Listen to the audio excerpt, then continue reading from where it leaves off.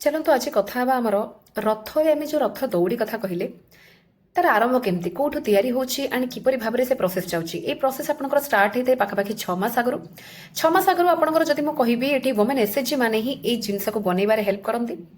Odisha cooperative माने Odisha coir cooperative जदि मु कहिबी तांको तरफ रु ही प्रोसेस बनि थाय जोथरे कि ए रोप मेकिंग प्रोसेस रे रोप जहाँ भी जाए फाइनाली आपनकर जाय कि वीर प्रतापपुर फैक्ट्री पुरी रे बहुत बड़ अमाउंट रे बड़ आकार रे आपनकर रोप तैयारी हे थाय